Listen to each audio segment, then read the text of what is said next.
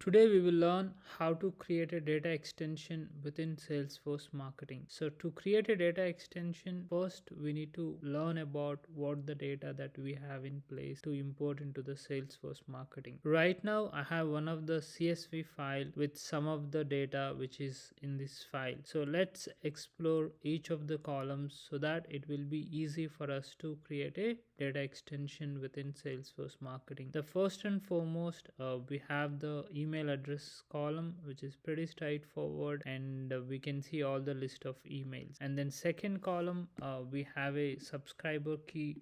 Basically this is a unique key, one of the requirement in Salesforce Marketing Cloud, that we need the unique subscriber key so that it will be easy for us to access the data within Salesforce Marketing Cloud. And followed by I have the first name and then last name, and I have a country column as well. And we can see opt-in date, so when the subscriber has been opted in and what is the source of the opt-in. Some of the subscribers have opted from website, and also we can see their interest, what is their interest. Some of them are having biking, running, and other interests as well. And also if you can see their level of membership and what kind of level that they are in, platinum, gold and silver. And we can see their balances along with the gender, followed by the date of birth, and then store ID, newsletter emails, whether they are a customer or not. So this is a kind of CSV file that I have, and now we would like to create a data extension for it. Let's go ahead and create it. To create a data extension, we need to navigate to the email studio. Just click on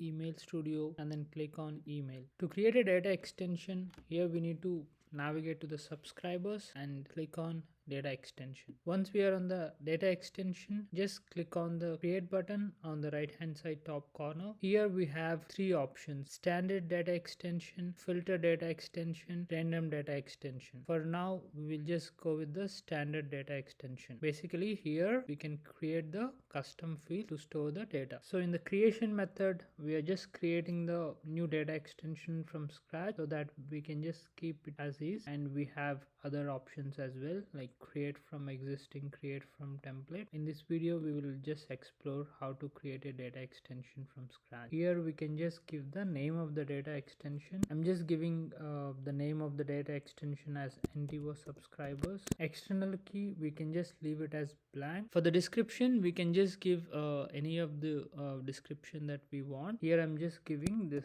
as a, and then location, we can just keep it as is, otherwise we can just change the location as well. I'm just adding the date as well. And then here if we look at options, we have two options. One is sendable and one is testable. So since we are creating a data extension and which is a sendable, so we can just click on sendable data extension, and then for now for the testable we can just leave it as blank, and then now click on next. And in this screen retention settings we can just leave as is, and then just click on next. And now we have to give the field. So here we can give the custom field. For example, let's start with email address, and the data type is very important here. So the email address, the data type is email address. Next field is subscriber key, the data type is text, and we can give the length. And the subscriber key is primary key, it is a unique value within the data extension. And the next is first name, test data type, and we can just give the length 50. Next is last name, keep the data type as text, and the length is 50, that's fine. And here we can just give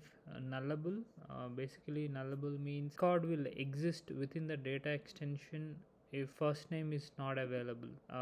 Without primary key we will not be able to import the data. And then last name is also nullable, so without last name also we can create a record. And then country, and then opt-in date. Since opt-in date is a data type, we need to change it to date.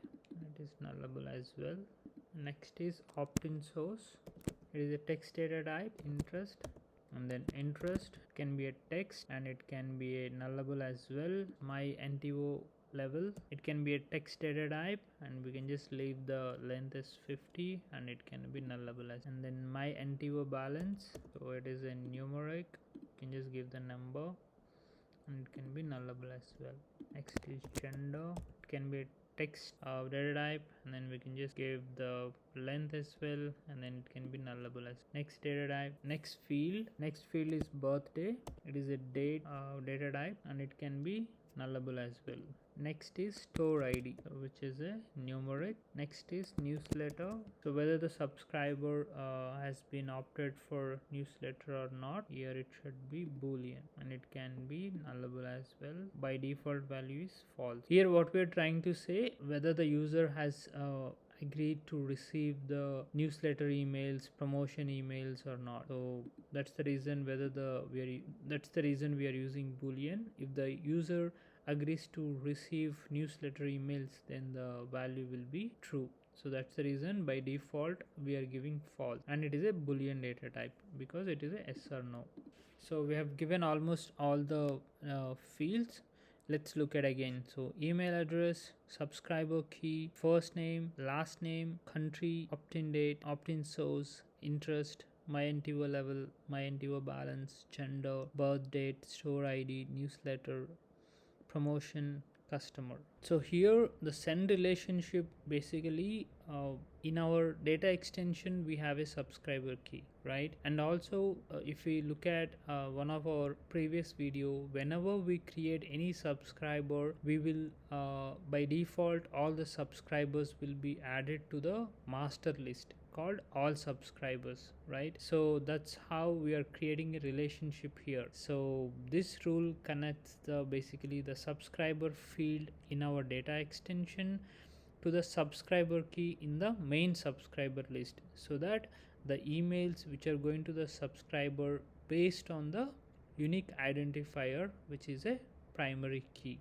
So now we can just click on next. Now just click on create. So our data extension has been created, and we can just open the data extension here. So as of now we can see it's a 0 record. We haven't imported any data, and if we look at here, used for sending, so that means it is a sendable data extension. And here we can see all of our fields that we have created. In the next video we will see how we need to import the records into the sendable data extension.